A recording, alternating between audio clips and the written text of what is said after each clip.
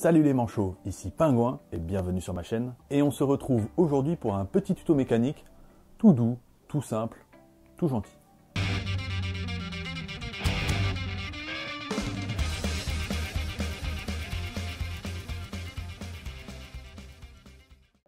Alors vous allez me dire, pourquoi un tuto vidange sur une Yamaha FJ?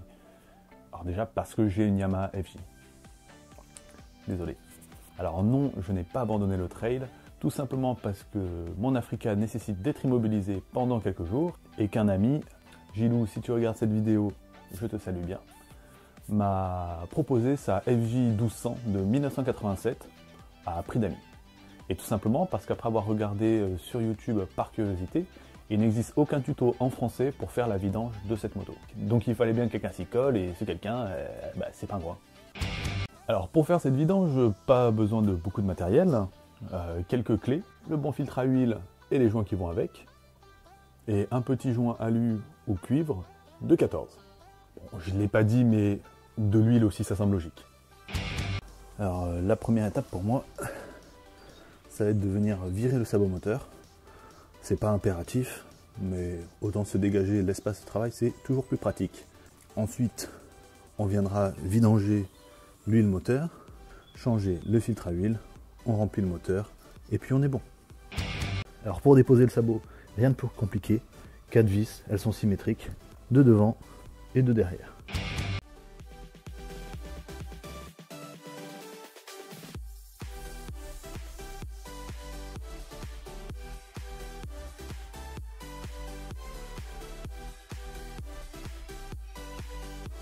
Ouais, je sais, j'ai dit 4 vis. Mais moi, il me manque un morceau. Alors, on va commencer par ouvrir le bouchon de remplissage d'huile pour faire une mise à l'air afin que l'huile s'écoule correctement. Puis, on va s'attaquer au bouchon de vidange. Sur la FJ 1200, celui-ci est en plein milieu du carter moteur, ce qui veut dire qu'il sera mieux de faire la vidange moto droite, sur la béquille centrale ou sur une béquille d'atelier. En revanche, il est assez difficile d'accès. Pour y accéder, le plus simple semble de te munir d'une clé plate de 19 et de venir le dévisser par le côté gauche. Oh papa, stop Pingouin! T'as pas fait chauffer ton moteur avant pour fluidifier l'huile, que ça coule bien tout ça? Et vous aurez raison de me le faire remarquer. En réalité, pour une vidange, il y a deux écoles. Soit on peut faire chauffer le moteur pendant 10-15 minutes ou rouler un peu avec avant de faire la vidange. Ainsi, de cette manière, l'huile plus chaude sera plus fluide, s'écoulera plus facilement et entraînera bien avec elle les petites particules métalliques ou de saleté que l'on pourrait trouver dans le moteur. Mais il y a aussi une autre école qui consiste à ne pas faire chauffer le moteur et au contraire à ne faire la vidange qu'après plusieurs heures de non-utilisation, quand l'huile est bien froide et bien redescendue tout au fond du moteur.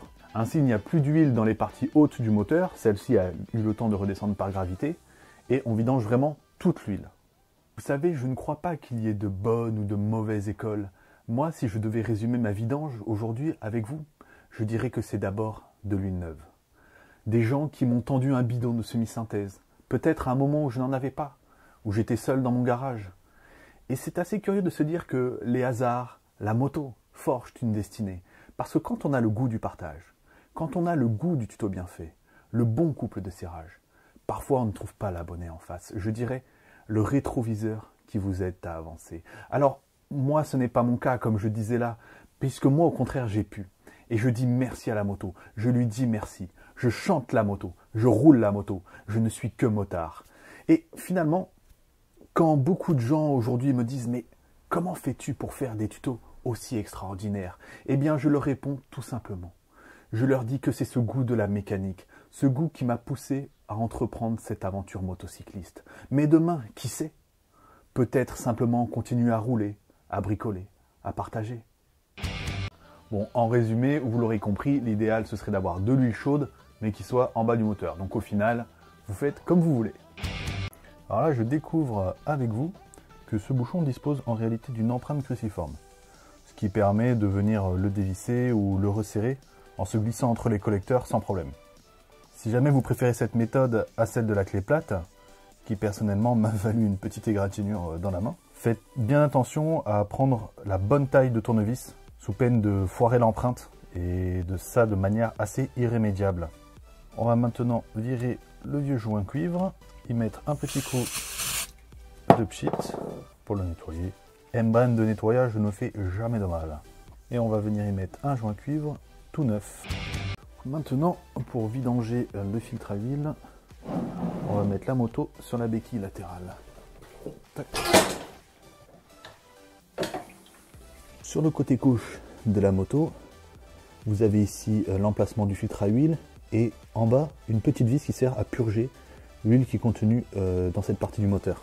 Donc on va venir la dévisser soit avec un tournevis cruciforme, ce que je ne vous conseille pas, soit avec une clé de 8. Voilà, là ça vient tout seul. Et on va venir poser un petit récipient pour récupérer l'huile qui va en tomber.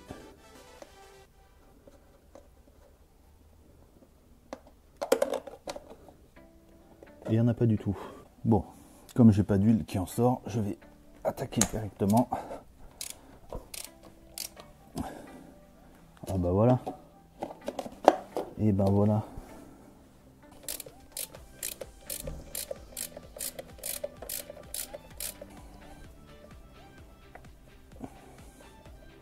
Et j'ai foutu de l'huile partout. Donc nous avons notre cloche de filtre et dedans le filtre à enlever. Hop. Ici nous avons un ressort. Donc une fois le vieux filtre mis de côté, on va venir appuyer sur la vis centrale pour la dégager et venir changer le joint torique ici par un œuf qui normalement vous est fourni avec le filtre. Le second joint, lui, viendra sur la cloche du filtre à huile. Mais juste avant de faire ça, on va passer un petit coup de nettoyage.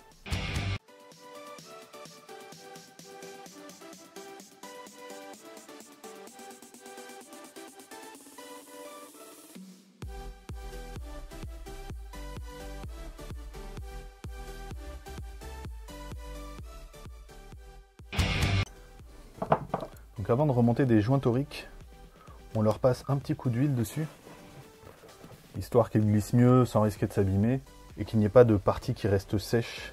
Hop, là on y va délicatement sur le filetage. Pareil quand on passe les arêtes, voilà. Et c'est pareil pour celui-là.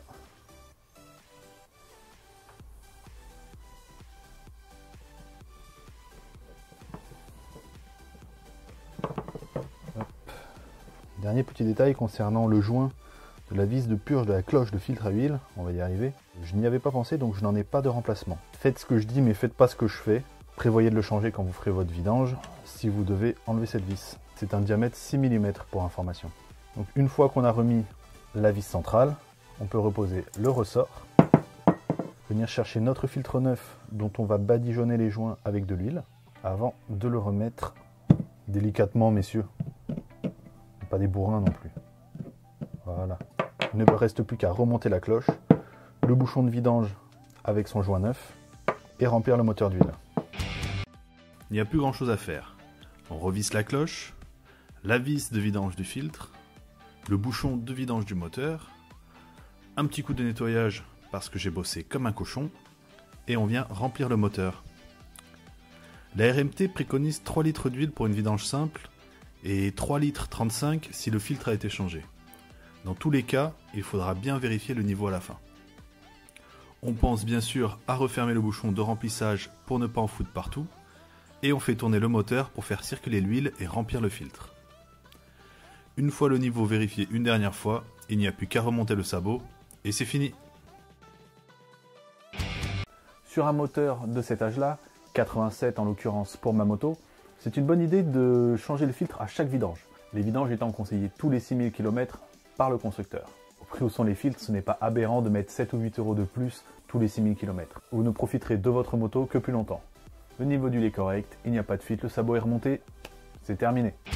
Voilà les manchots, ce sera tout pour cette première vidéo sur ma nouvelle FJ 1200.